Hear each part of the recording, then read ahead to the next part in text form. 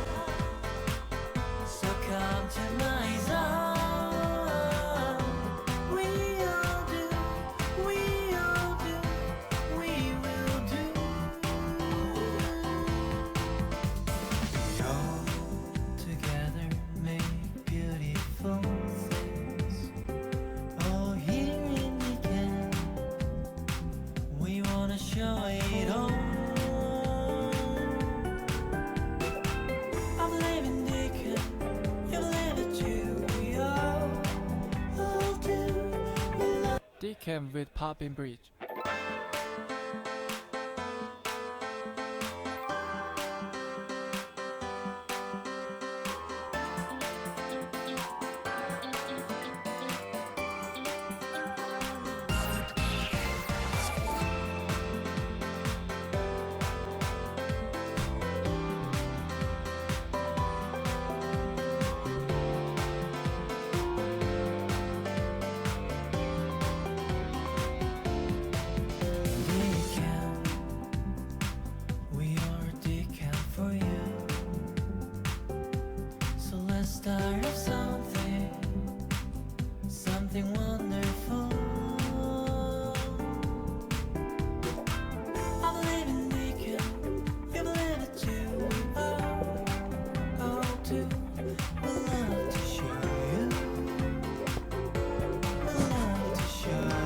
Esteemed guests, today's event will commence shortly. Please take a moment to find your table, and then please the speaker should be around here, a little bit front of the table.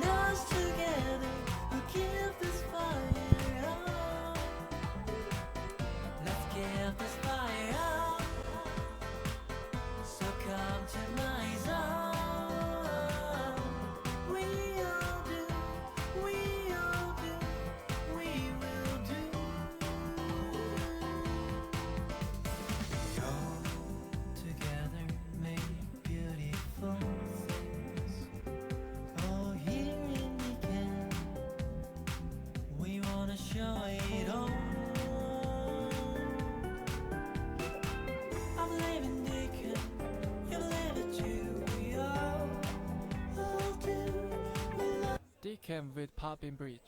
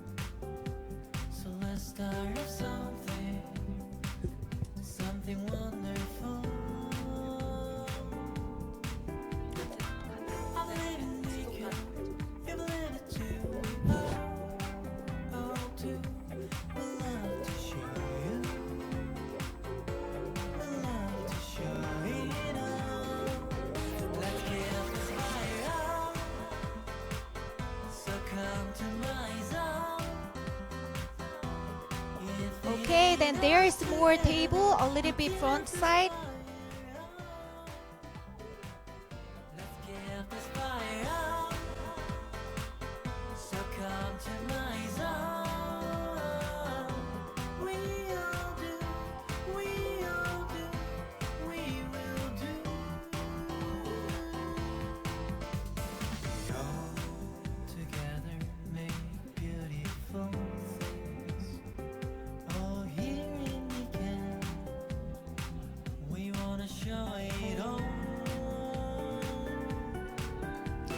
네, 저희 이제 시작할게요. 바깥에 계신 분들 안쪽으로 입장 부탁드리겠습니다. D-Cam with popping bridge.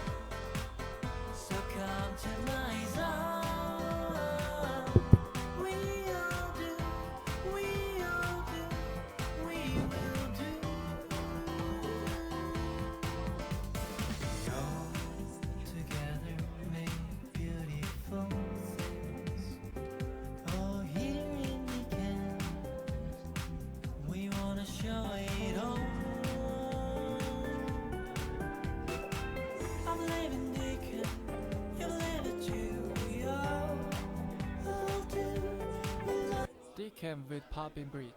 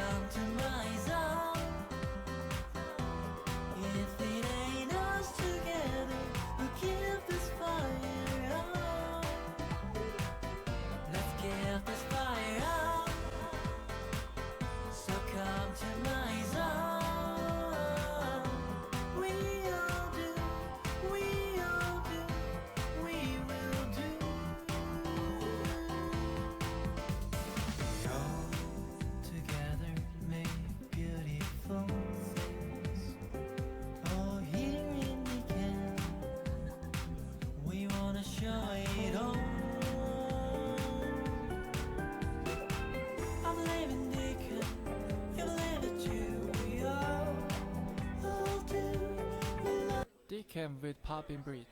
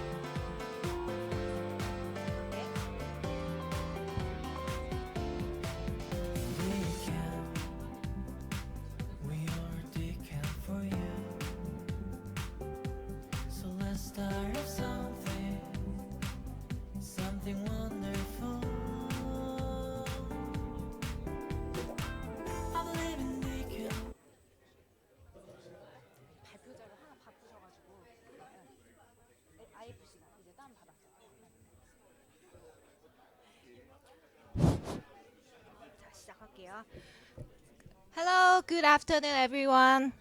Hello. Hello, hi. My name is Serom Im, but feel free to call me by my nickname, just Rom. And I would like to briefly introduce myself. And I am working for the business development team at D-Camp. And I'm honored to welcome you to D.Party, hosted by D-Camp here. D.Party is special because it opens IF Festival.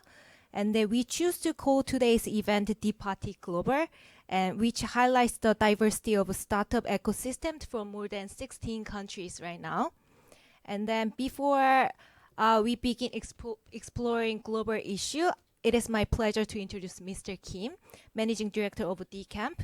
He has prepared some opening remarks for us. Please join me in welcoming him to the stage. Thank you.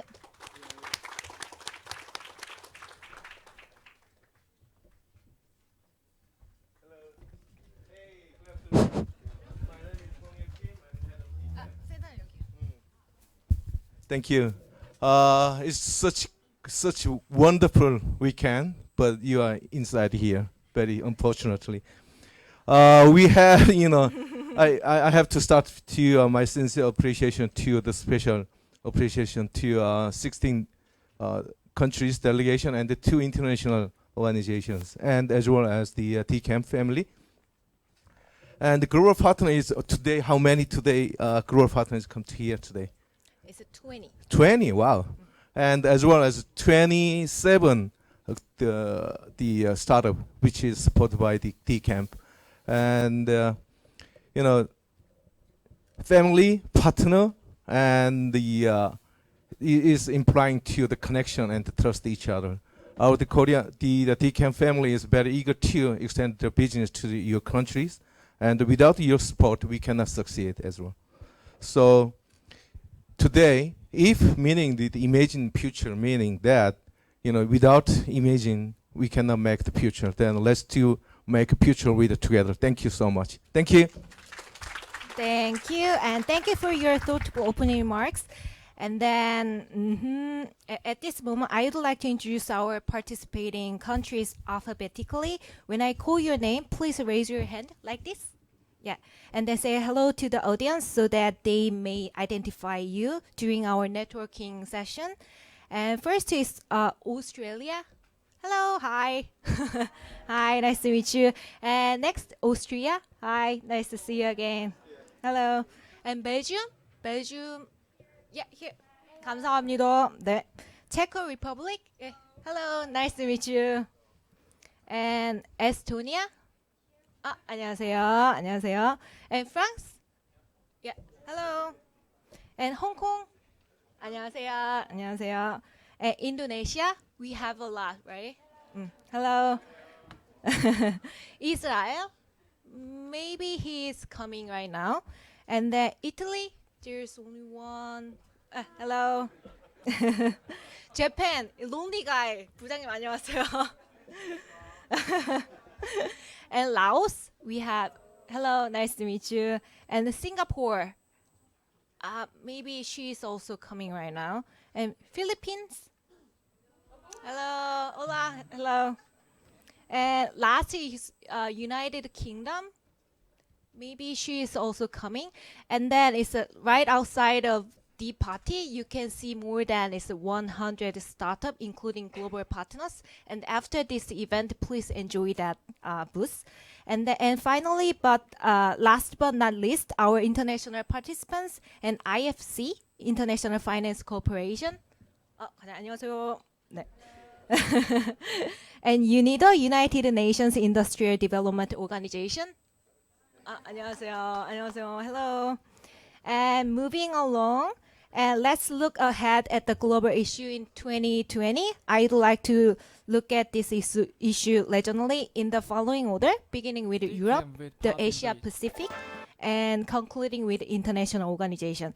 Please give a warm welcome when I call our participants. And first presenter is Mr. Maxime Auger from France. Please welcome.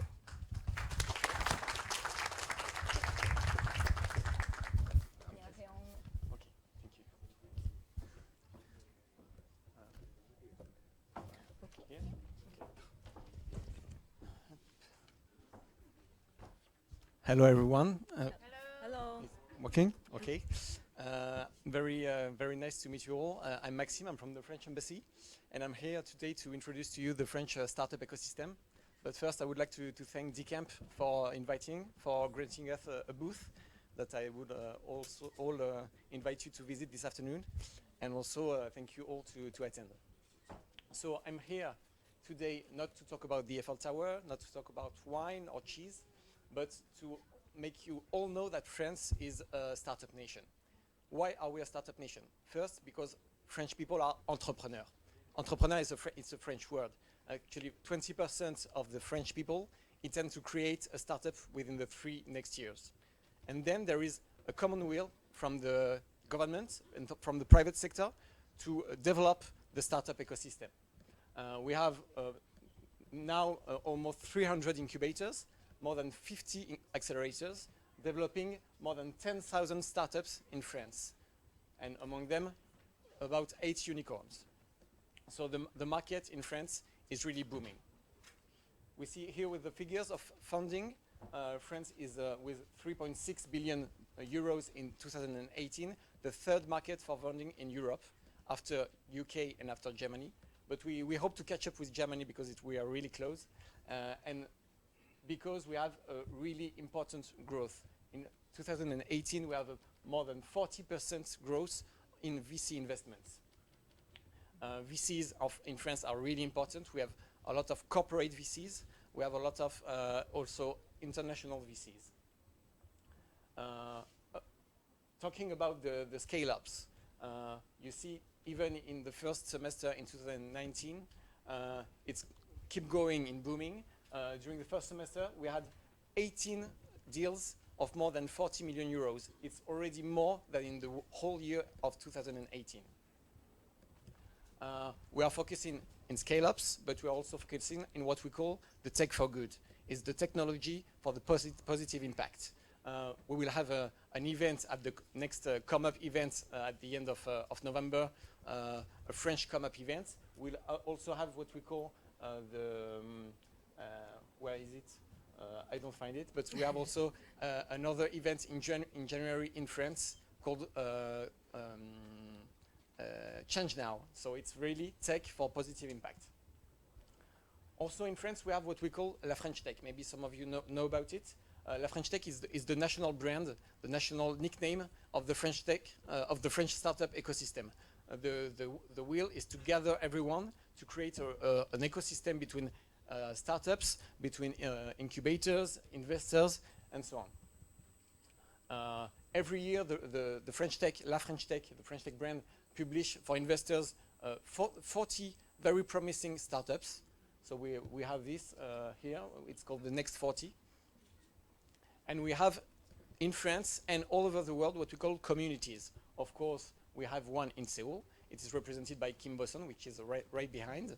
She will meet you all after my presentation. But it's very important for us to gather everyone. Actually, the communities all around the world, they have the will to gather all the ecosystem between France and Korean, between startups, French startup wanting to come to Korea, between Korean startup willing to go to France, the incubators, and so on.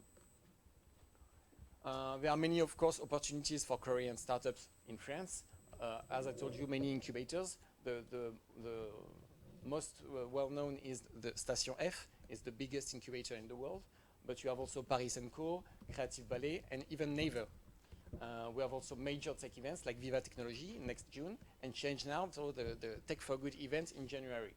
And also many French VCs and international VCs like Corelia Capital. It's a French-Korean fund, but also ID Invest Partners. It's a French VC which just settled an office in Seoul.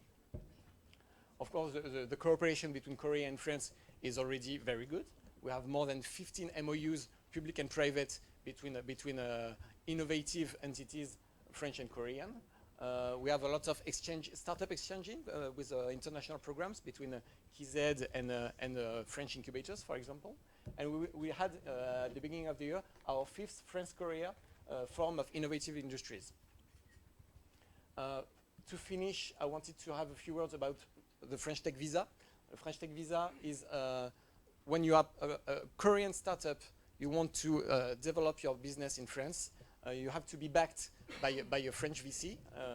Then you get the Young Initiative Enterprise status, and then you can ask for a French Tech Visa. It's a 4-year residence permit to develop your business in France. So it's for of course, for founders, but also for investors and for employees. So it's finished. I think I'm good with the time. Yeah. So thank you very much, and I'm very glad to meet you all today.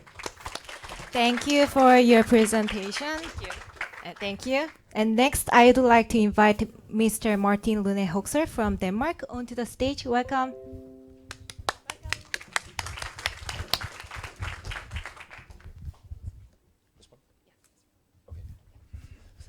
Okay, everyone. My name is Martin Hoxer. I'm representing Denmark. And it's an honor for me to be here together with my colleague Sehi, who's down there.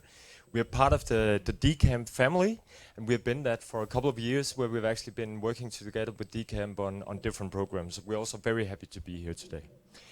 I'm representing the Danish Innovation Center, which is part of the Danish embassy as well. We are a collaboration between 2 different ministries, Ministry of Foreign Affairs, which I'm part of, and then Ministry of Research and Science, which is the other ministry. And basically we take back knowledge from the different innovative hubs where we're located, and then we bring out startups to this hub, and we bring startups from Korea to Denmark. We are scattered around the world. We have 8 different centers, and then of course we have our headquarters in Denmark. But basically our first center was located in Silicon Valley 10 years ago, and now we are represented both on the East Coast and West Coast of the US, and we started the Innovation Center here in Seoul 5 years ago.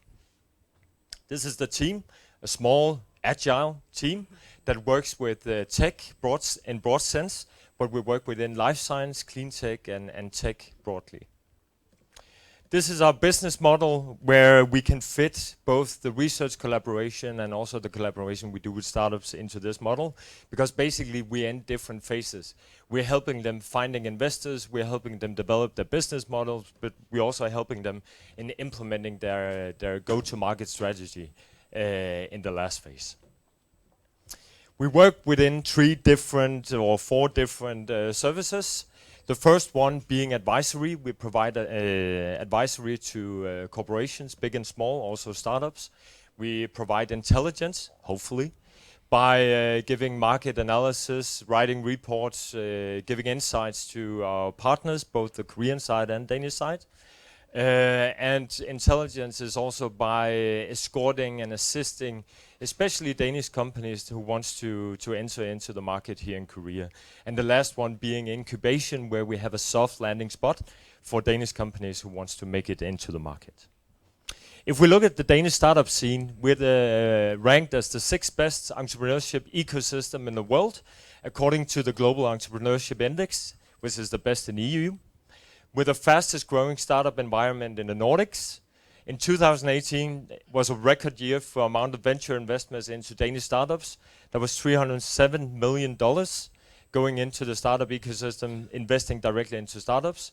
And Denmark has been ranked as the most advanced digital economy in the EU, according to the European Commission. If we look at the different hubs in the EU, we are also in top 10. And being number 9 with Copenhagen, which is a really good startup location and a good way to actually also enter into the rest of Europe. If we look at some of the numbers up here, I don't want to go through them all, but we have different accelerators, incubators, startup system, funders, and so on. And as you've probably seen with many of the other countries as well, we provide an access to many of these different stakeholders in the system. If we look at just this table just for 1 second, we can see that in 2017 we had a record high start of businesses in Denmark, which has amounted to nearly 35,000 new startups and new companies actually starting up in Denmark, which was record high, and it also it's an evidence that the ease of doing business in Denmark is very easy. These are some of the startups and companies that we have worked with, and some of the startups that have been heavily funded by different investors, global VCs, but also VCs from Denmark. Especially Labster is one of the cases that we have worked with here in the Korean market, being that Labster actually provides a laboratory kind of environment in 2D and 3D. And one of the challenges for the universities is that they can't provide the access for the students to the laboratories, meaning that if they want to have lab time at universities for natural sciences, for instance, it's difficult simply because there's a physical challenge. What they offer here is a total curricular funded kind of environment where the students can go in and they can actually do their different exercises in this environment. Unity Technologies, they have an office here, but it was actually started back in Denmark in 2004. They provide the game engine or the computer engine for many of the different platforms that we know in the computer sort of on the computer scene. They have an office here with 60 employees now, and they're worldwide and renowned for their magnificent product. Another case here is Universal Robots, back from 2005 when they were founded. They are also globally known now because they created the cobots, which can actually work together with many of the different production facilities and robots already in the manufacturing sites. And being here in Korea with the highest density of robots, this has clearly been a success story from Denmark as well. So with the Danish startup scene, probably the most interesting part for the startups is of course the capital going into startups. So what I mentioned before in 2018, the $307 million going into startups with a direct investment. Here, some of the cases from 2018 and 17, and the case I mentioned before was Labster. $9.5 million was invested into Labster in 2017.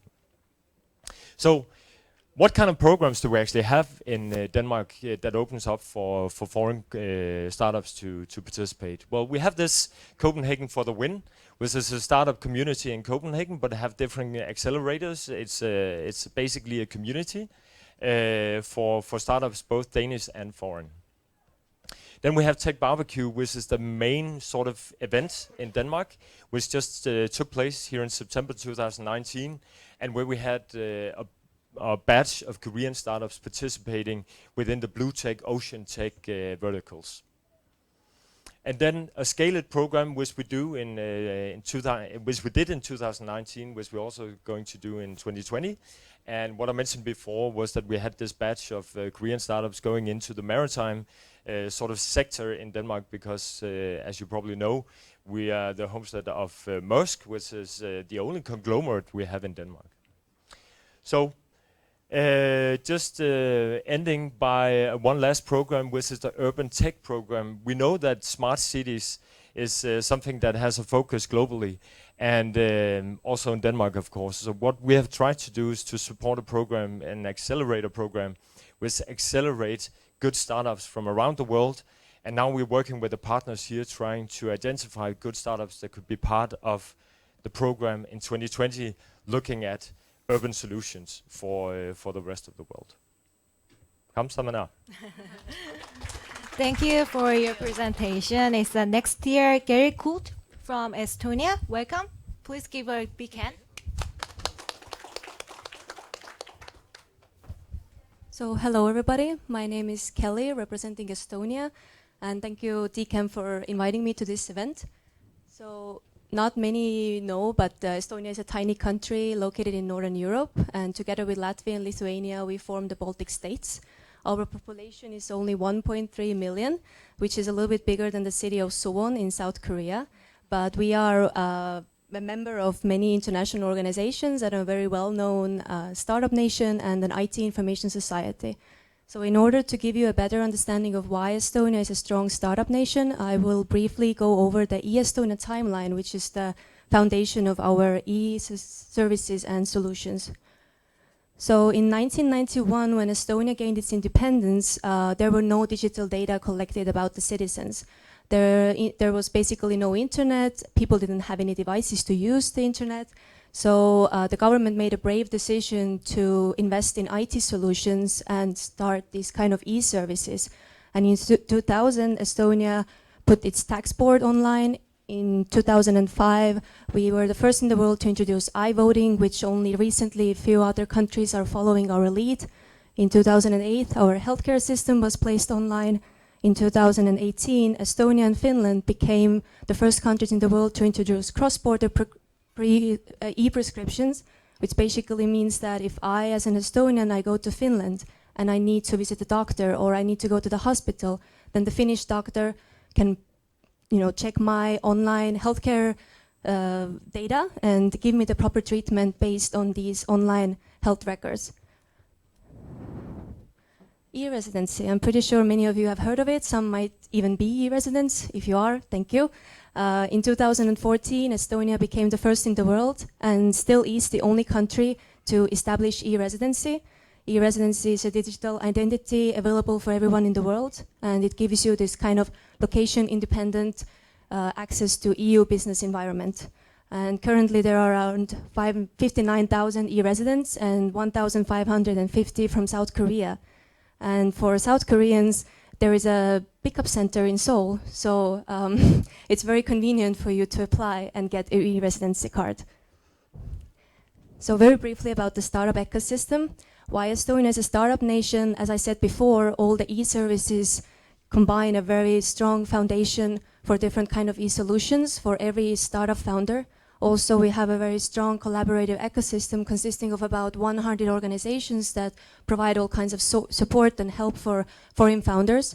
And also the government works together very closely with the private sector and startups to kind of give a paperless legislative system and allow startup taxes. So we have 4 unicorn companies. So that makes Estonia has the most unicorns per capita in the world. So it's a very big achievement for such a small country. And the best known probably is Skype. After that, we have Playtech, TransferWise, and Taxify. And then next year, we are expecting 2 new companies to enter the unicorn status. Also, I mentioned briefly the e-residency, but there is also the startup visa. And the main difference is that startup visa gives you the physical access to Estonian business environment and EU environment. It's a legal permit to enter the country and work there legally. Also, it's given from 12 months up to 18 months, after which you can extend it to a temporary residency up to 5 years. And as I think France had the same system that if you as a foreign founder, you relocate your company to Estonia, then you can bring your family along as well.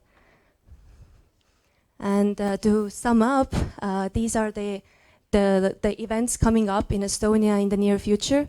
The nearest one is Startup Week Tallinn in mid-November, and then robotics related event Robotex Startup Day, and Latitude 59, probably the most well-known in the Northern Europe. So I will be waiting for you to see you all there. Thank you very much. Thank you for your presentation. Next is dear Hanna Nemtsova from Czech Republic. Nice to meet you. Thank you.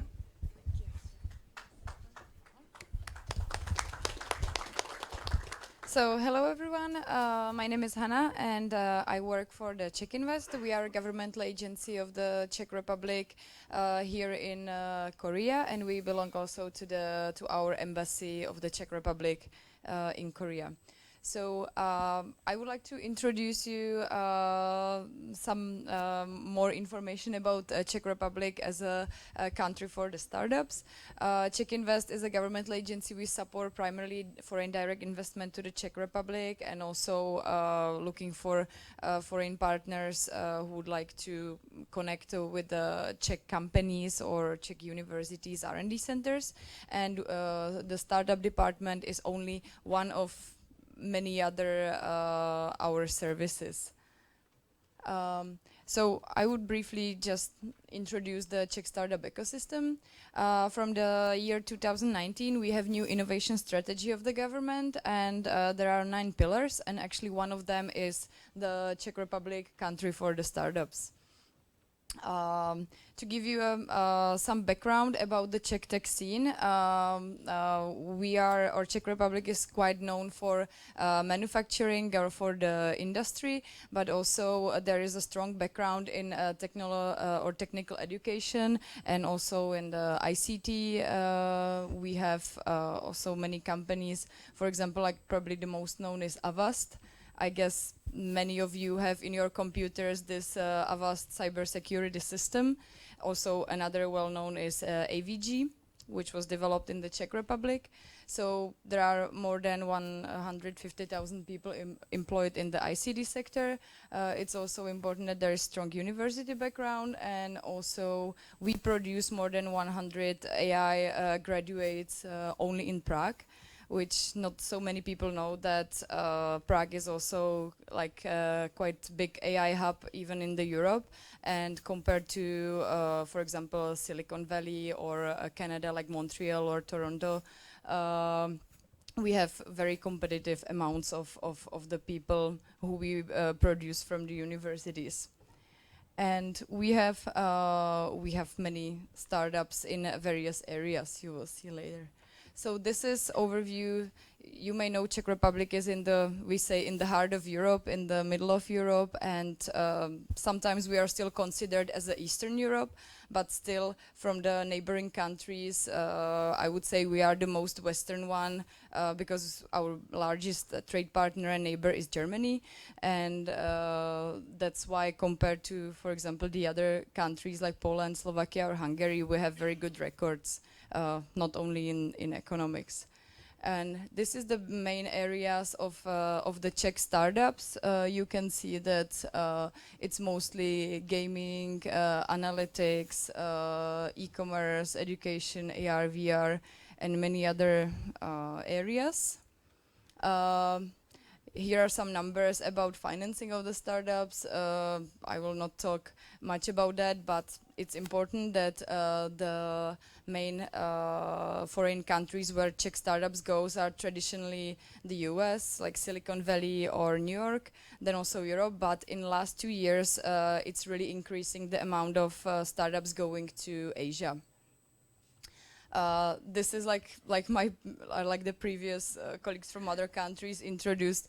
There are really many incubators, accelerators in the Czech Republic, also VCs or business angels, success stories. So I cannot mention all of them because I guess we don't have time for that, and it would be even boring. And there are many events, even international events, where Czech Republic takes part of. And now I will say how Czech Invest helps startups with the business. We have offices in 9 countries all around the world. In the US we have Silicon Valley, San Francisco, and then also we have New York. And in Asia we have Seoul, Tokyo, and Shanghai. And we have many programs of promotions. We can provide a basic startup consultancy, like the business development, economic environment in the Czech Republic, etc. Also, we can promote the university partnerships and or even like the startup competition events. And we collaborate with the business incubators and in general with the communities, also in the countries where we don't have the office. And Czech Invest, we have 10 years. We have 10 years experience with the startups. Actually, we were selected as the EU ambassador also for the startup community. And actually, Czech Invest is the official Czech mediator or the legal entity for the startups. We have, as I said, 9 foreign offices. We have 13 regional offices in each regional capital of the Czech Republic. We supported more than 300 startups over the 10 years, and we have 6 main programs for the startups, depending on the phase in which they are. And we have 5 locations, as I said, the communities all around the world, like US, Israel, Singapore, and other. And we support the international collaboration. For example, we are participating or hosting the Creative Business Cup in the Czech Republic and participate on the European or even global level.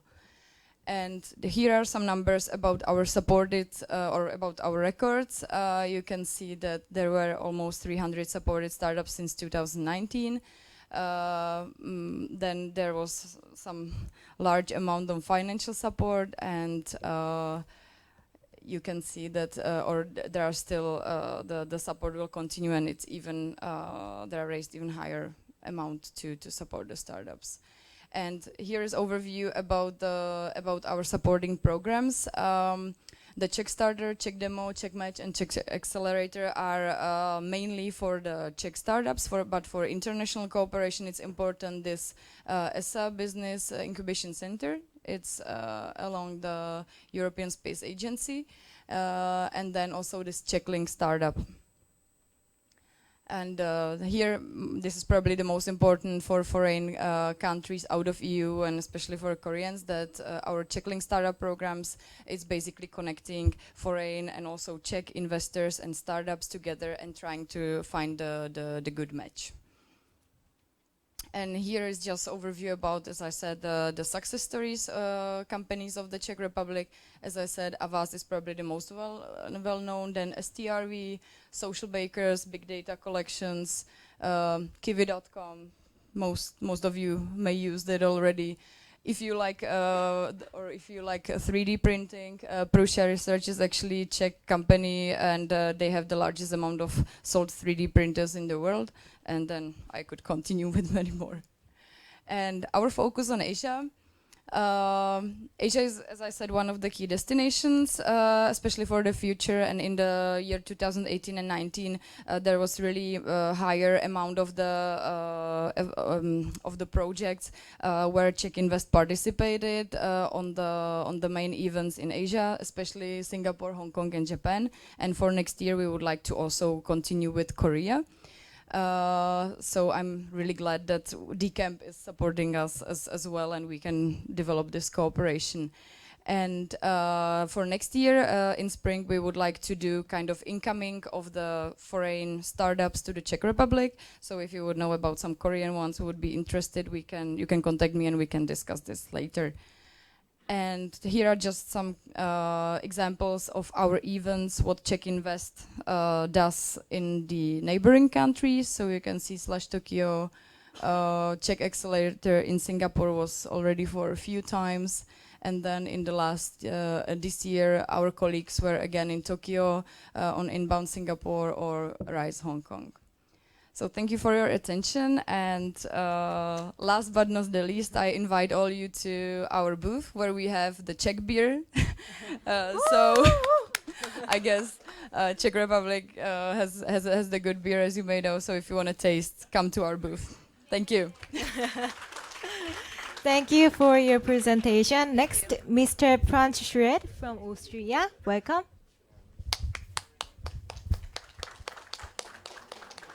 Don't need it. I have a movie, no? Yeah, come on. Movie? Movie? Movie? Ah, Oh. okay. Okay, good afternoon. My name is Franz Schröder. I'm from Advantage Austria. Advantage Austria is part of the Federal Economic Chamber organization. We have around 100 offices worldwide. And instead of showing you a lot of slides, I thought maybe a little bit of introduction in the background, and I speak about startups. You will see nice pictures, most probably about Austria, also about Austrian tech products, and which are also quite well known all over the world. Startups. What is Austria doing with startups? Do you know anything about the Austrian startup system? Most probably, if you are with startups, you know about the Pioneer Festival in Vienna, which is one of the major festivals since many, many years in the startup scene. It's taking place every year around in April. But startup was supported by the chamber organization in Austria already since the 70s, 80s. We didn't call it startups at that time. It was young entrepreneurs, junge Unternehmer, which were well supported.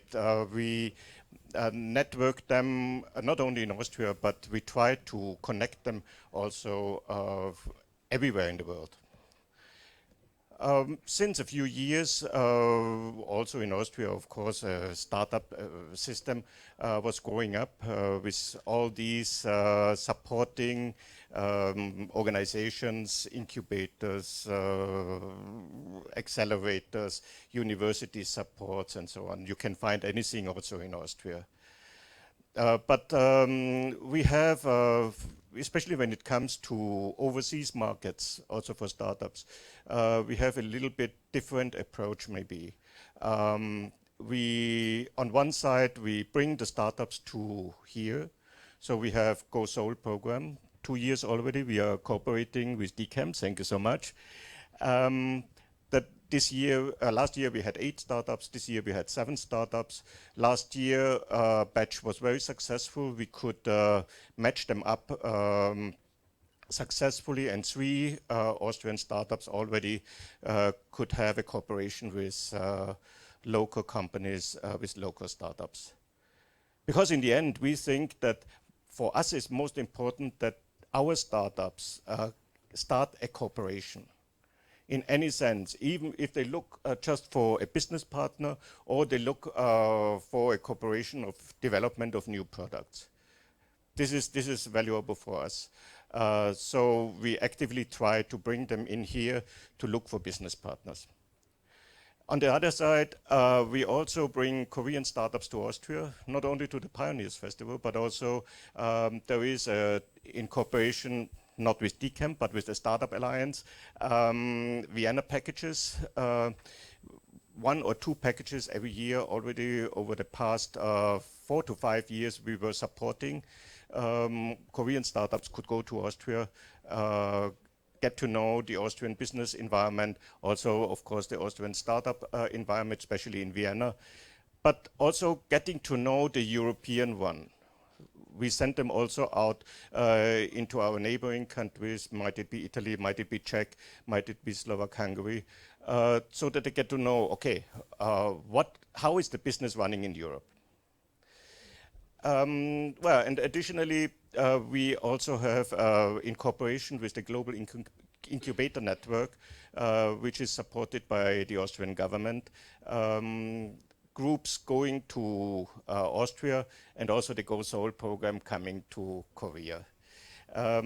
These Go-To initiatives they exist already for many countries and states. We have Go Tokyo, we have Go Shanghai, Go Hong Kong, Go Tel Aviv, mostly in places where there is a very vibrant startup environment. Yeah, many of the startups are also in the music field. So this year we had 2 Austrian startups in the cultural field. Last year we had another 2. But many of the startups are, of course, also in software developments. This year, for example, we had a very curious one, a startup which was founded by an American citizen, and she had a software making it easier to apply for all the tax returns to the US. So apparently it is very complicated, but with her system you could do it in 30 minutes. And she was quite also successful here because here are also quite a lot of Americans living here. So you see, it's a very varied scene of different startups in different sectors.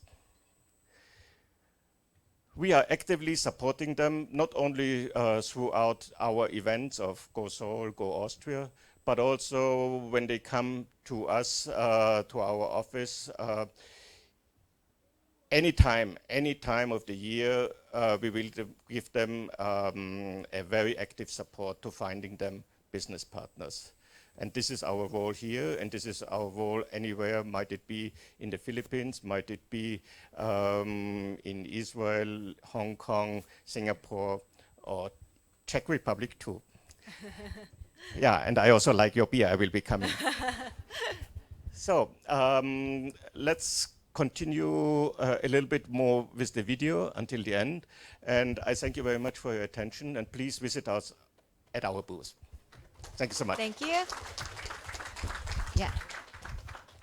Okay, then we are halfway right now. And then now I would like to ask Mr. Yaniv Goldberg from Israel onto the stage. Welcome.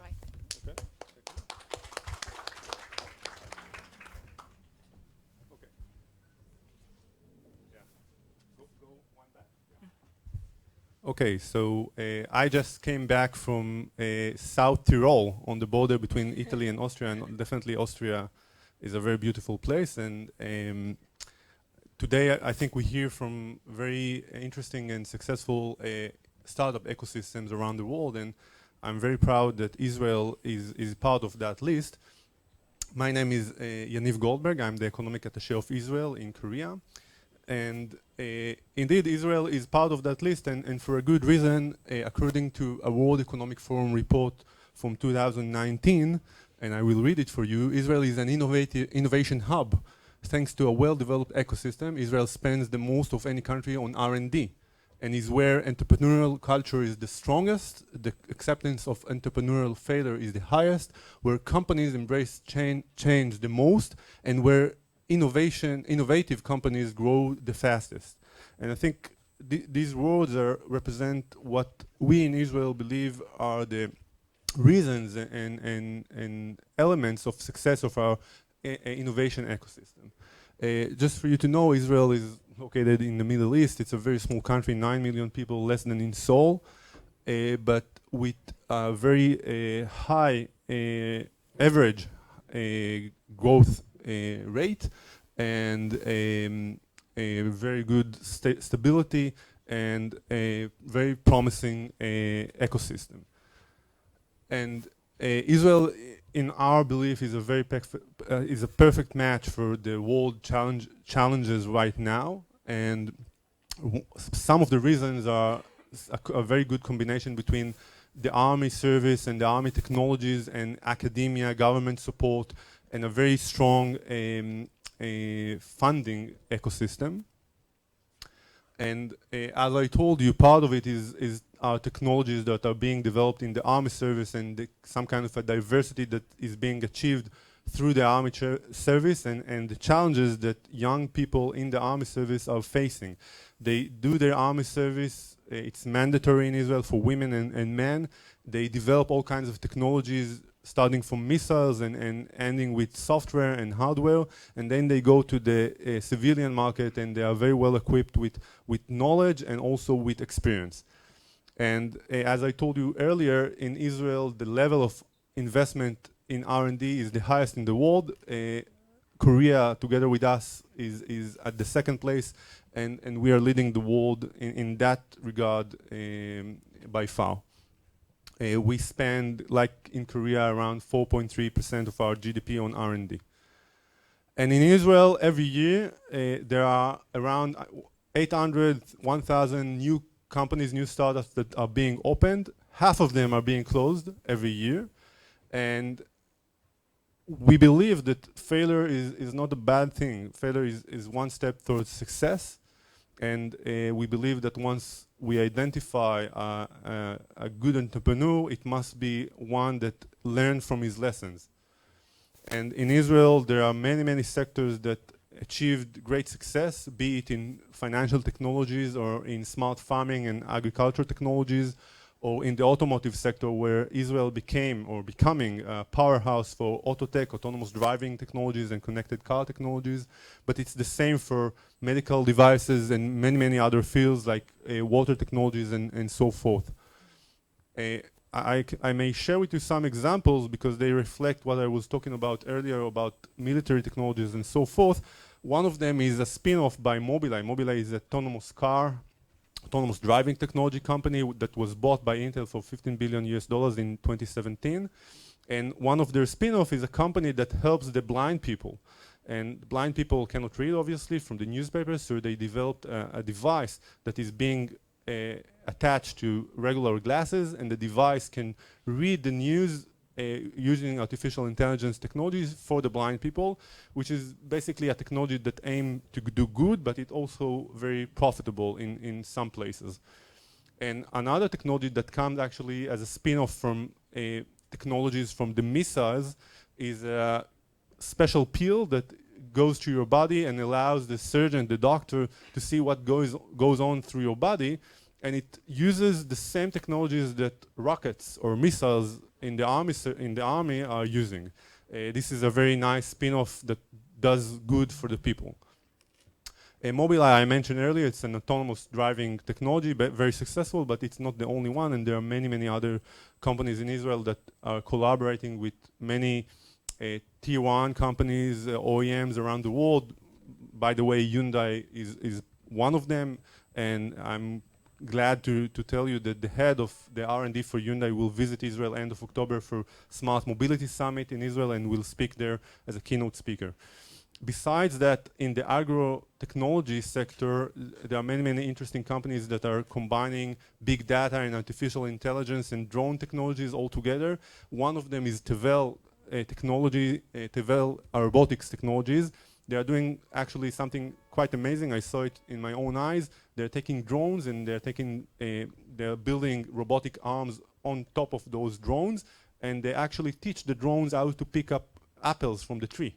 There is a growing challenge around the world, which actually means that we don't have enough manpower to pick up fruits. And this challenge will grow more and more, and this technology may help us to make sure that we have enough manpower to pick fruits and to supply enough food for the people.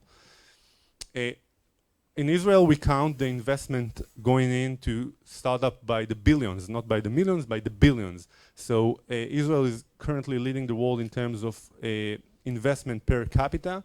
And just in 2018, we raised more than 6.5 billion US dollars for our startup ecosystem. 90% of it came from foreign VCs. Only small percent came from local VCs, and actually our local VCs are very, very strong, but they are looking globally. And for Korean startups, I think this is quite a huge opportunity to come to Israel to raise money with local VCs that are very, very strong, and also to participate in incubation and acceleration programs in Israel, which are also quite successful, and they can teach you or give you some insights about your future prospects. Just to share with you that currently the trends in the Israeli investment ecosystem are focusing on cybersecurity, obviously, and financial technologies, and also, I think it's quite blurred, but agriculture technologies as well, and many, many other traditional fields like food technologies and others. And the trend, as I was telling you, is quite positive, and it goes up for many, many years now. And per capita, as I told you, Israel is leading the world in terms of investment per capita. And actually, as you can see, more than 400 multinational companies chose to open their R&D centers in Israel. You can name Facebook and Google and Microsoft and Apple for sure, but also some Asian multinationals like Huawei and Samsung and LG and Hyundai for sure. And this number is always growing, and I hope to see more and more Korean multinational opening their R&D centers in Israel. The same for investments that are coming from all over the world into Israeli startups. And this is why I guess Mr. Eric Schmidt chose to say that the decision to invest in Israel was one of the best that Google has ever made, and for a good reason, because the R&D center of Google in Israel, in Haifa, was actually developing most of the most innovative technologies by Google. You can see it in Gmail, in Google search. Whenever you use Google, you probably use some Israeli technologies that was developed in the R&D center of Google in Israel. And just to summarize that, I will mention that my office, I have a few employees, Korean employees that work with me, and what we're doing is we actually basically anything for the Israeli ecosystem here in Korea. We support Israeli companies that are trying to work with Korean companies. We try to attract Korean investors into Israel, but we also support Korean companies, Korean startups that want to work with Israeli companies, wants to attract some investment. I invite you to work with us, to approach us and ask for help. And besides that, I must mention that nowadays we finalized the free trade agreement between Israel and Korea. Will be the first FTA for Israel in Asia, but also for 20 years now we have a joint fund with the Korean government. It's called Koreal. It's an R&D joint fund. And actually, basically, we give millions of US dollars every year for Korean companies and Israeli companies that choose to work together on an R&D project. So if there's a Korean startup here that wants to join and collaborate with an Israeli company and get some funds, the mechanism is already there, and you just need to apply and work with us on that. And just to mention a few events that will take place, in September we hosted the annual DLD Festival. It's an innovation festival in Israel. I really recommend you to consider to join it next year. But this October, end of October, we host an annual international global conference on smart mobility and also fuel alternatives. And in November, we host two events. One of them is dealing with WATEC, with water technologies, but the other deals with artificial intelligence technologies. Israel became also an artificial intelligence hub, and I invite you to come to those events and see them. And in 2020, we will host another boutique event that deals with the smart manufacturing technologies, which I know it's a very trendy issue here in Korea as well. And that's it. And I invite you to stay in touch and talk with us about many opportunities that you might have in Israel. Thank you very much. Thank you, D-Camp also. Yeah, thank you. Thank you for your speech. Our lucky seventh presentation is dear Daniela Assis from Australia. Welcome.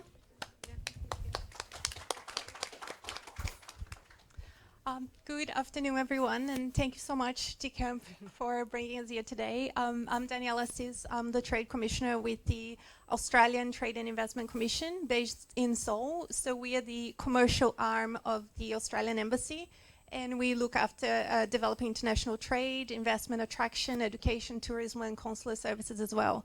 So I'm here today with my colleague Sanga Yoon, and I must tell this D-Camp, that's the only time we get up on weekends to work is to talk about startups. So thanks for having us here.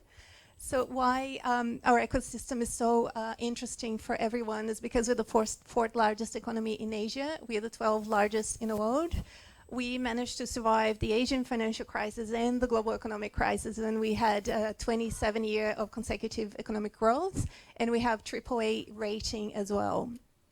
So this is just a snapshot of the Australian startup ecosystem. Like everyone else is showing, we'd like to showcase some of our best in there as well.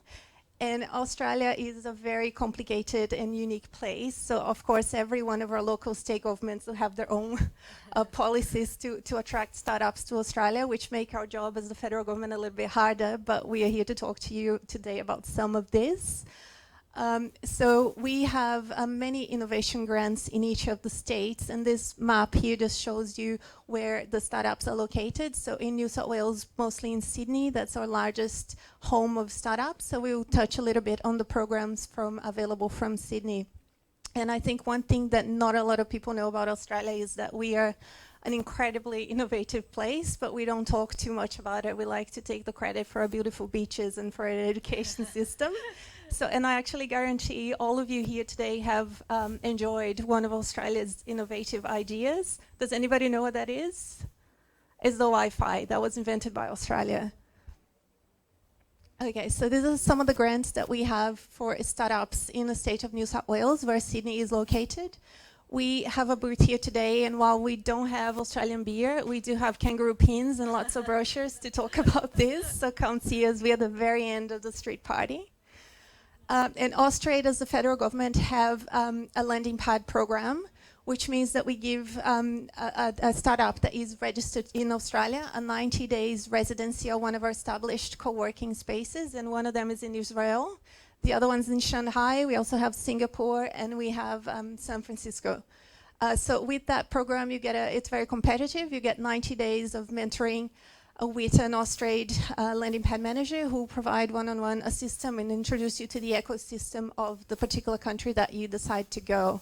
So for Korean startups and foreign startups, some of our hubs in Australia offer the reverse landing pad program where you have to apply, and if you're successful, you get to stay in Australia for 3 months or so.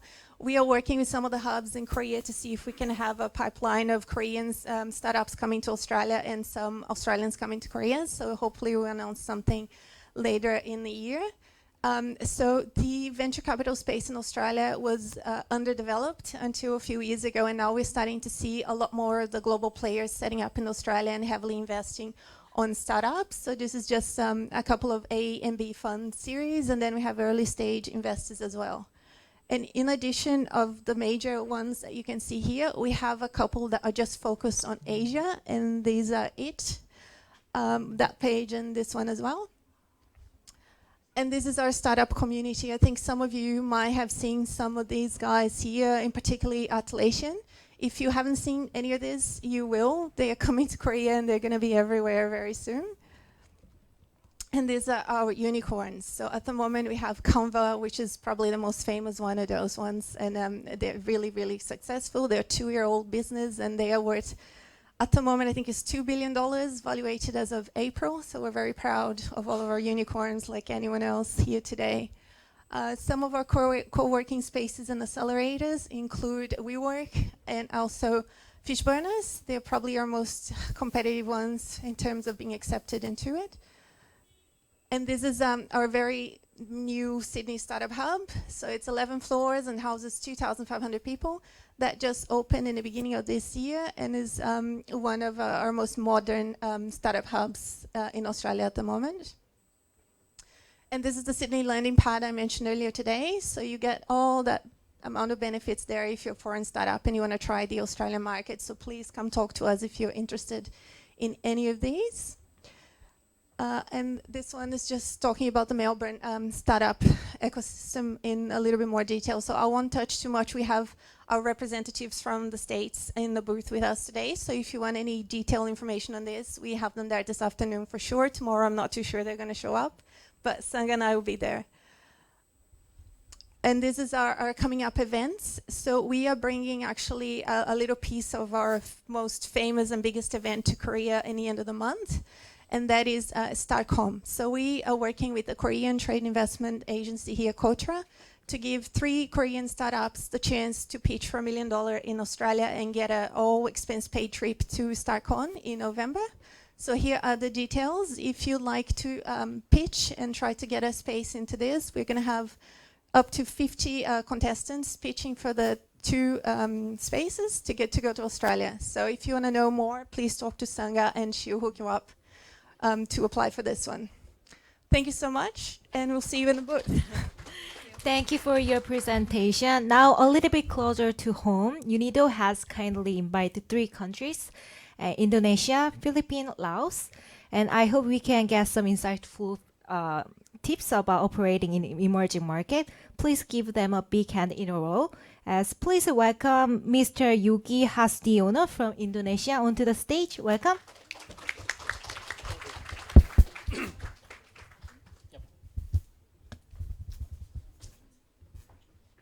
Annyeonghaseyo. Selamat pagi in Bahasa Indonesia. Good morning, ladies and gentlemen. I would like to thank DCAM for having us here. Also for the UNIDO and KOICA for arranging for us to attend for this course and having us to presenting our own country in front of very honorable guests here in a Seoul startup ecosystem, but also in front of a lot of delegates from other countries. So I would like to present not only for the startup ecosystem in Indonesia, but also big pictures on the Indonesian economy, as well as a bit on the Southeast Asian ecosystem as well. So Indonesia and South Korea is actually a very close relationship. Indonesia currently sits on the 16th largest economy in the world with 1 trillion economy. South Korea on the 11 positions with 1.5 trillion economy. we are not yet a high-income country. We are aiming to achieve the high-income country by 2036. Korean GDP per capita already reached 31,000 per capita. Indonesia still sits around 4,000. We are aiming to become the 5th largest economy by the year of 2045. This is our visions of 2045, 100 years after the Indonesia gained independence in 1945. So Indonesia and South Korea are actually very well connected. We have a very strong, I would say Korea have a very strong roots in Indonesian economy, not only from the economic perspective, also from the cultural perspective. The Hallyu Korean wave is very strong in Indonesia. I witnessed it firsthand at the end of the closing ceremony of the 2019 Asian Games, which was held in Jakarta last year. It was held in the stadium with a capacity of 100,000 people. The moment that the K-pop artists enter in the stadium, the whole stadium's rock. The whole 100,000 people are screaming at it. I was like surprised. Between Indonesia and Korea, we have a very close trading relations. Where Korea is actually our largest trading partner, with $18 billion per year. And in terms of tourism activities, there are approximately 650 tourists going over and over between Indonesia and Korea. Actually, a lot of Koreans goes into the Bali Islands, approximately 450,000 200,000 Indonesian going into the Korean economy. Look at the Gyeongbok Palace and any other interesting places. Okay, the other one. Okay, so it's a bit on the Indonesian digital economy. I would say that if you look at the Indonesian digital economy, it cannot be separated from the Southeast Asian digital economy. Looking at the Southeast Asian digital economy landscape, you have to look at it from two perspectives. Southeast Asian region as a whole, but also on particular countries itself. I'm sure colleagues from Philippines and Laos have their own presentations, but if you look at the Southeast Asian digital economy landscape, actually it's growing really fast. Google has recently published their latest report last 2 weeks, saying that currently the state of digital economy in Asia is $100 billion by 2019, and it's projected to reach 300 billion in 2025. So it's a big economy. All the regions, there are 10 to 11 countries in Southeast Asia, including Timor-Leste, and all of us will be benefited from the digital economy. In Indonesia, we have 5 unicorns. Actually, this is wrong. It's actually 4 unicorns and 1 decacorns. So we have one decacorn who valuated more than 10 billion, which is the Gojek. This is actually an on-demand services. They're actually their service ranging from ride-hailing, from both cars and motorcycles, because Indonesia has a lot of problem with traffic jams. Therefore, startups like this can grow so fast in the Indonesian market. They have approximately 1 million riders operating right now. Their monthly users approximately 100 millions. We have Tokopedia, we have Traveloka, Bukalapak, and OVO. Tokopedia and Bukalapak is actually operating in the e-commerce market. Indonesian e-commerce market by now is approximately around $21 billion. And also quoting from the last Google report, is going to be projected to increase by 4x to $80 billion by 2025. Traveloka also one of our major players in the travel business. We use Traveloka quite often. Bukalapak and OVO recently just included into the unicorn list by the last May, I think. But on top of these 5 unicorns that we have in Indonesia, we also have a pipeline of other startups that we are optimistic that's going to be a unicorn very soon. There's Ruangguru, Amarta, Kitabisa, Taniha, Warung Pintar's. All of them are actually operating on different stages and different sectors in the economy. We have education technology, we have the P2P lending, we have crowdfunding, and also agricultural technology as well. So what's going forward? What are we going to be in the next couple of years? We are still optimistic about the futures of the Indonesian digital economy. Basically, mostly on the base of 2 reasons. The first one, we have a strong youth demographic, and also the second one is on basis of mass adoption of the technology itself. Indonesia currently has 93% of our populations between 0 to 60 years old. So So, and the youth population between 0 to 14 years old is approximately 25%. South Korea has 13%, and a lot of productive ages between those two countries. That's basically the reason why we are optimistic on the growth of the economy in Indonesia as a whole, and as well on the digital economy of Indonesia. All right, so a lot of colleagues from Europe, as explaining, should be coming to their countries invested in startup ecosystem.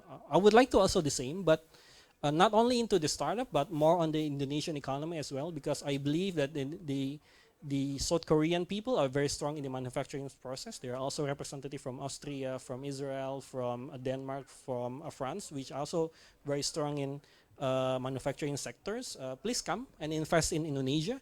We do have a lot opportunities in Indonesia. Oh, one fact that I forgot to mention is actually last month that actually one South Korean bank, Shinhan Bank, just invested in one of the startups in Indonesia. It's actually validated our growth, and we are happy to have the South Korean investors in the Indonesian digital market. Lastly, I would like to say that manufacturing, the startup economy, another aspect that Indonesian currently pushing forward is on the digital talents. We have huge talents on the creative economy. We have talents in music. We have talents in the film industries. Indonesia is a huge country. We produce quite a big of movie. We have also a good basis on the music industry.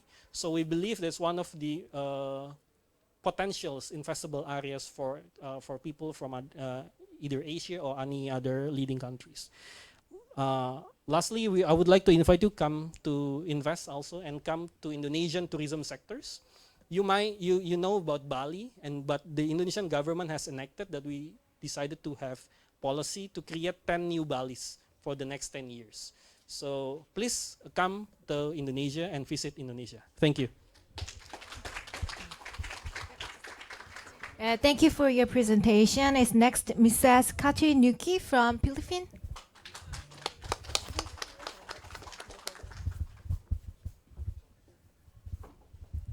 So good afternoon, everyone. So today I will be presenting about the Philippine startup ecosystem. So my presentation is divided into two parts. First is a glimpse of the startup ecosystem, and second would be what the Philippine government has been doing to support it. So the Philippine startup ecosystem is young, full of potential, and embedded with capabilities. We have a millennial population with median age of 23 years old. We also have an English-speaking workforce, and our literacy rate is at 96.3%, which is said to be one of the highest among Southeast Asian countries. So we have a number of startups, 500, and we have a number of incubators, accelerators, innovation hubs, co-working spaces, funders, mostly venture capitalists, and we also get support from the government, the universities, the private industries, and other support organizations. So now let's take a look at the Manila startup ecosystem.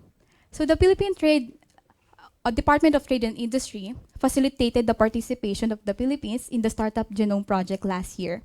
So along with Taipei, Busan, Calgary, and Frankfurt, Manila was identified as one of the top activation phase ecosystems with an ecosystem value of $378 million, which is way below the global median of $5 billion.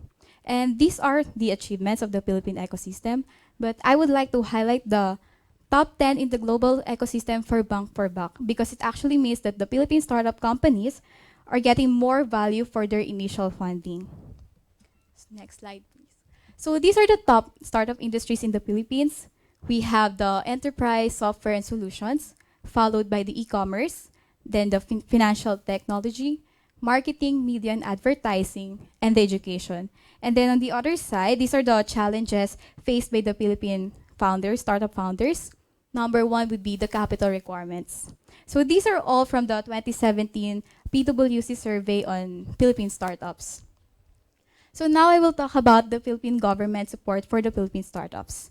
We have a new industrial strategy. It's called the Inclusive Innovation Industrial Strategy, or known as the ICUBS, where innovation is the front and center of the strategy, geared towards upgrading and developing new industries and reskilling and upskilling of Filipino talents ready for the fourth industrial revolution.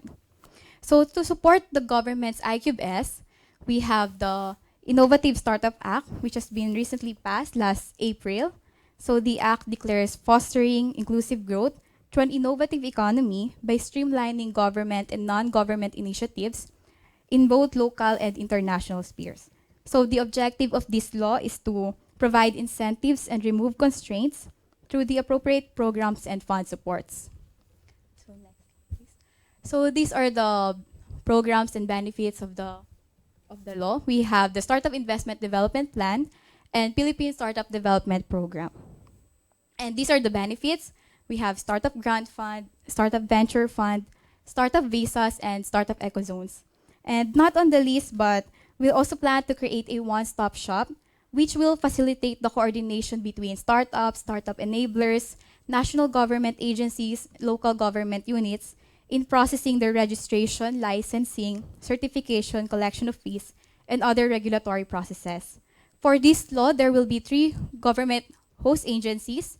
These are the Department of Trade and Industry, the DTI, Science and Technology, DOST, and Information Communications Technology, or DICT. Now, the DTI, DOST, DICT partnership is a whole-of-government approach to transform the Philippines into a thriving and innovative startup nation. So with that, we hope to further accelerate the growth of the Philippine startups, develop a more innovative entrepreneurial mindset, produce more global startups, and create more jobs for our countrymen. So that's it. Thank you. And I would just like to share that the Philippines will conduct its first ever Startup Week on November 18 to 21. So we hope to see you all guys there. Thank you. Thank you for your presentation. And then next is Mrs. Sudichan Chantalaban from Laos. Hello. Thank you. Good afternoon, everybody. My name is Surajan from Laos. I have heard everybody is talking about high technology startup, but for Laos, due to the different economic context and the fact that Laos is not high technology intensity based country, that's why I want to go back to the nature, go back to the agriculture sector.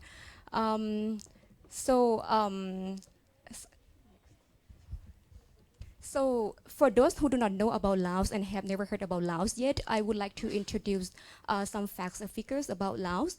Laos has the population of 7.1 million, and the median age for the country is 23 years old, with the annual growth rate of 1.5%.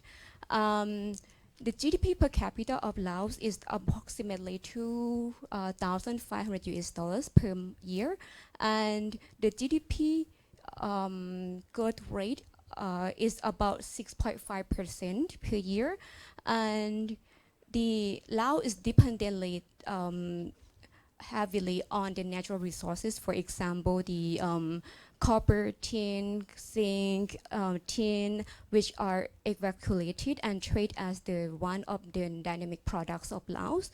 And we also have the arable soil for the agriculture. For example, in the southern part of Laos, there are a lot of coffee plantation and industry agriculture have increasingly expanding. Next, please. Why should we invest in Laos? Recently the government of Laos have simplified the investment and trade regulation to attract foreign direct investors by imposing non-physical and physical incentives. Those incentives include income tax holidays, like on the import and export exemption tax on some selected sectors and products, and we also have the net loss operating carryover.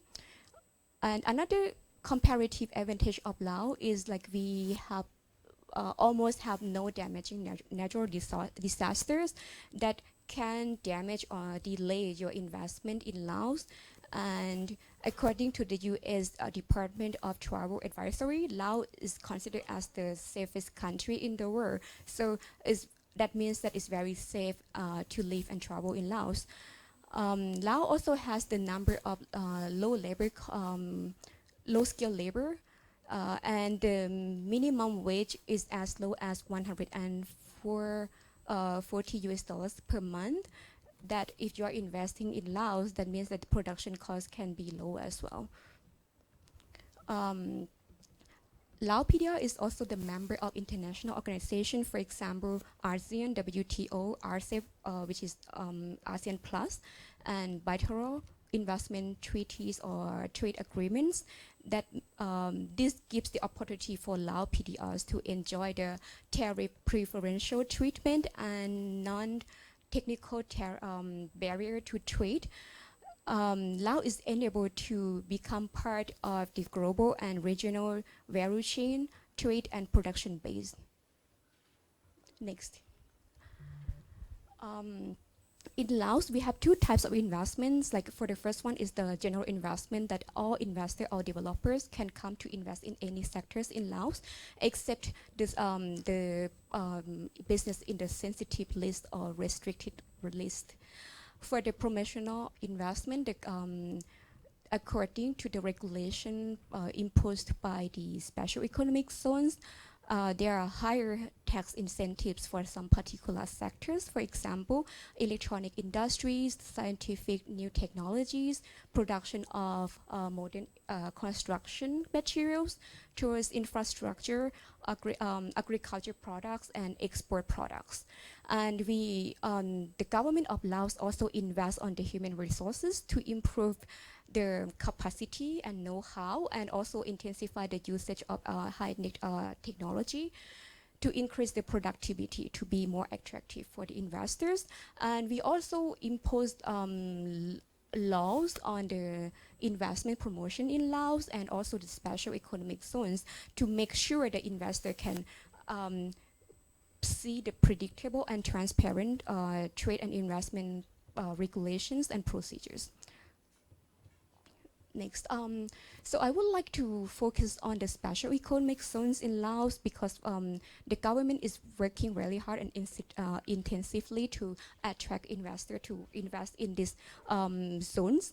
There, the special economic zones in Laos, we have like 13 zones, and it was firstly established in 2013, was like 16 years ago.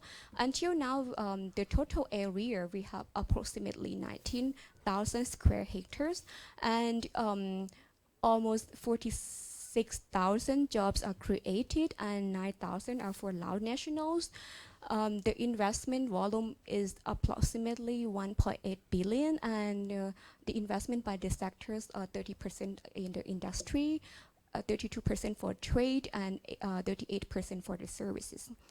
And currently there are more than 373 firms, and there are some international famous companies that are investing in Laos. For example, Toyota, that are producing the car seat, and Nikon, which is producing the optical lens and some equipment for the camera, and Polycom. So if we look at the investment by the number of the volume of investment, the Netherlands is the first or the main investor in Laos, following by Sweden, Thailand, Japan, Vietnam, China, and Malaysia. And this is for my presentation. I know that it's not about the technology, but I want to encourage everybody here to come and invest in Laos. I mean, on behalf of Lao people, I would like to encourage everybody to come to Laos as either tourists or investors. Thank you very much. Thank you. Our final session is an international organization that spans multiple countries, especially developing countries. I'd like to ask Mr. Hanjae Lee from IFC Korea onto the stage. Welcome. Hello, everyone. So since this is probably not the most interesting topic, financing, obviously, and since I'm the last, I'll try to do my best to fit it in 5 minutes. So I represent the IFC Korea office. IFC, as you may well know, is part of the World Bank Group, which consists of 5 organizations, 2 of which works mostly with the government, and as everyone knows, most representative as the World Bank.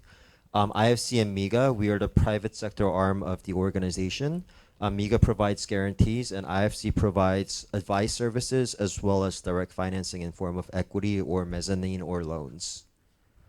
Because we focus primarily and solely on emerging markets, we have our representative offices across nearly 100 countries and 104 locations, and approximately 60% of our staff are based on the ground, which gives us a lot of local knowledge.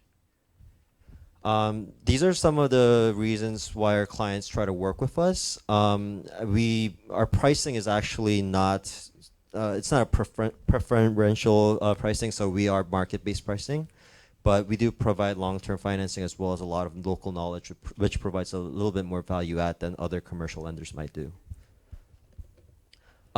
Korea, the World Bank cannot invest in Korea anymore because we're no longer categorized as an emerging market according to our institution standards.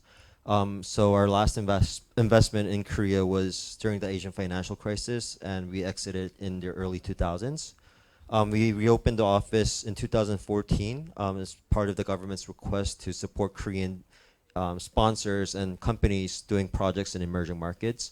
And as you can see on the map, a lot of our projects has been focused in Asian region, but we also had projects in Latin America as well as Africa and the Middle East. This is not very interesting. Our traditional, our portfolio consists mostly of the traditional industries in infrastructure, financial institutions, manufacturing, and services. However, we do have a venture capital arm. I think we could start by explaining. We support venture capital and startups in three main forms. One is we do direct investments. I'll give a little bit more explanation later. We also participate as LPs into venture capital funds. And we also have a program called IFC Startup Catalyst, which connects startups that have businesses in emerging markets with our traditional clients on the ground. For about 10 years, we have invested nearly 1 billion in 90 VC investments. It has been gradually growing, and I think it's part of our institution's mandate to continue the growth. Our main focus sectors are in health, education, e-commerce, energy, and e-logistics. Part of our mandate requires us to sponsor or support projects that not only give economic growth, but also social development aspects as well. So that's part of the reason why these five industry groups are areas that we focus on. In VC criteria, we mostly do investments in 5 to 25 million, and we, as a minority investor, which put us in mostly investments in after Series B. For earlier investments in seed and Series A or pre-A, we finance through participating as limited partners in GP VCs. We work with a lot of VCs across the globe. There are some very well-known ones, such as Sequoia or Bessemer. We will also work with a lot of regional players, such as GIC and Temasek in Asia. And we also work with strategic investors, such as Rocket Internet from Germany and Google Ventures. Part of the reason we support startups and venture capital is because we believe technology will enable or will accelerate growth in emerging markets. We see that a lot in fintech and the financial services, where a lot of emerging market population don't have access to financial services because of logistics or just because of lack of capital. However, we believe for example, through fintech, we'll be able to increase access to financial services for people in need. These are some of the startups that IFC has in our VC portfolio. As you can see, Coursera is very famous in e-education. Logi is a logistics startup. Planet is a satellite imaging service that maps photos together. And Fluid Energy is an ESG company that provides that enables green power green energy in emerging markets. As part of Korean Startup Initiative, we host a series of IFC Innovation Days. We will be hosting our 4th event actually at D-Camp in November 11th. It'll be focused on fintech. We plan to invite our portfolio companies from Southeast Asia and South Asia. And we plan to link Korean fintech startups with opportunities in emerging markets in Asia. And in March 2019, we, together with DCamp, we worked together on the D-Day event. We invited our VC team members to judge some of the startups in Korea that were looking into emerging markets. Yeah, and if you have any other questions, I'll be sitting at the booth today and tomorrow. And if you want a soft copy, I can also send that to you as well. Thank you. Thank you. Thank you for your presentation. One more thing before we wrap up, I would like to introduce some family startups here now. I would like to ask your business information and then brief plan to global. 갑자기 요청드렸어요. And then who is the closest? Is 메디히어 대표님부터? 네. Very short introduction. Hello, my name is Kyung Kim and work in Medi here, and our service is doctor here is help foreign patients find skilled doctor in South Korea. When you came in Korea, please use our platform doctorhere.kr. Yeah, thank you. Thank you. 어썸네이 대표님. 네. 보여야 되니까. 멋져요. Hello, I'm Seung Kim, OC of Awesome Ray. We make awesome rays. We are the maker of next generation of X-ray, and we make air purifier with X-ray. It is first time you heard that we can remove the dust in the air with X-ray. If you have more questions, and come to me, and I will show you our technology. Thank you. 감사합니다. 어디 계실까? 네.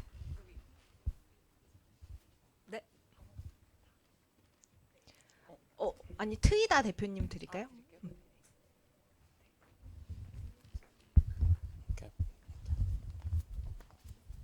Okay, hello everybody, and thank you for coming Korea.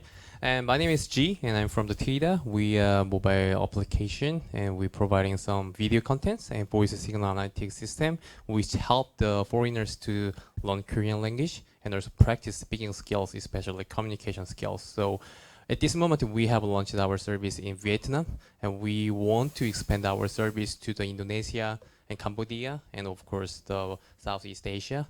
But recently we got some needs from the Europe. So today I want to meet some people from their countries and want to discuss about some market in over there and want to get some insights. So let's see you. Thank you. 감사합니다. 여기 우측에 윤덕찬 대표님 소개해 주시면 좋을 것 같습니다. Hi, my name is Thomas Yoon, and my company name is Who's Good. Who's Good is a fintech social venture, and we use AI algorithm to disclose, compare, and analyze about data on environmental, social, and governance of the performance of a company.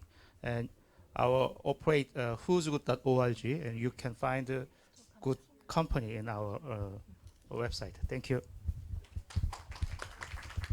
네, 그다음에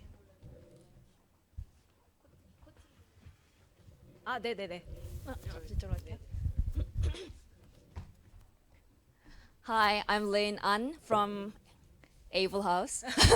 Yeah, this is platform for co-living community. Yeah, and especially for student and startup. Please contact us. Or whoever need a house in Seoul, and our booth is in there, and call. Yeah, I have enough business card here, and come and visit our booth. Thank you.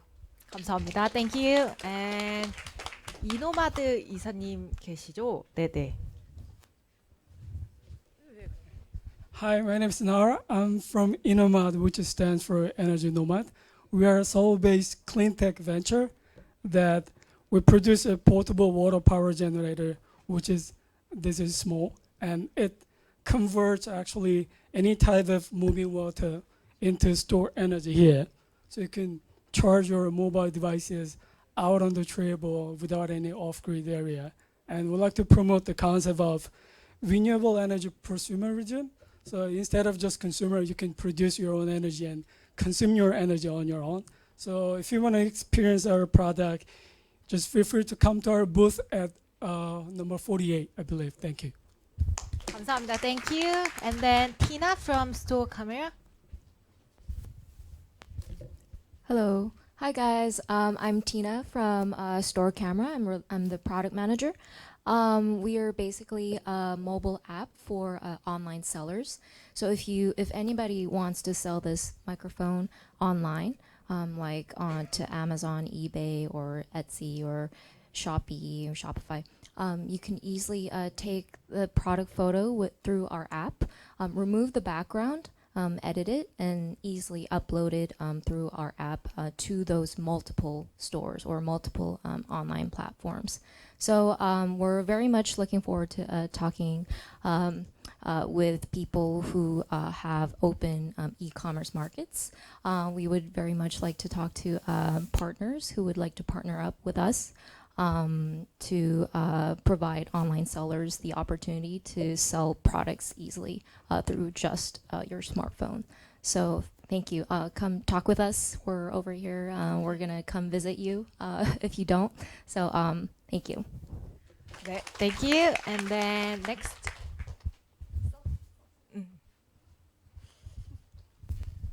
Yeah, hi.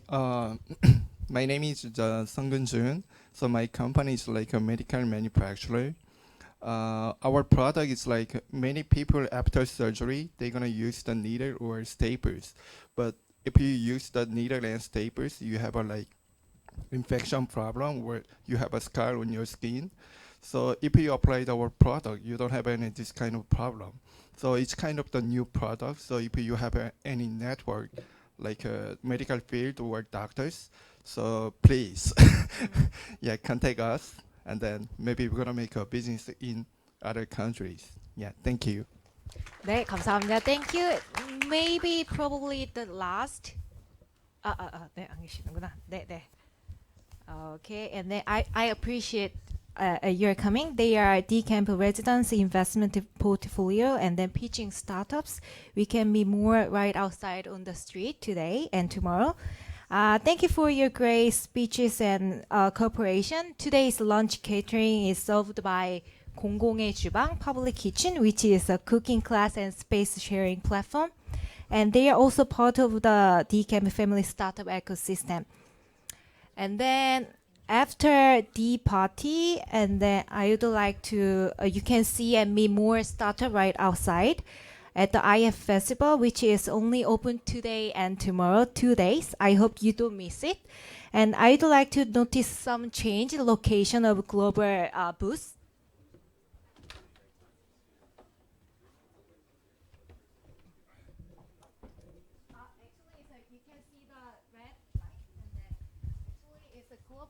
Should be around here, but 9 countries move here and then here, and then IFC and UNIDO is originally here and then still, and then you can see 9 countries is a Yonsei University direction. And then at 6 o'clock, if you are interested in official tour, you can just show up here. There is some official tour booth, and then only 3 o'clock in English. And if you have any Korean colleague, you can. It is open to any time. Okay, then we just wrap up today's D.Party, and then after this, you can enjoy catering outside, very healthy food. Yeah, thank you for coming and enjoy. Thank you.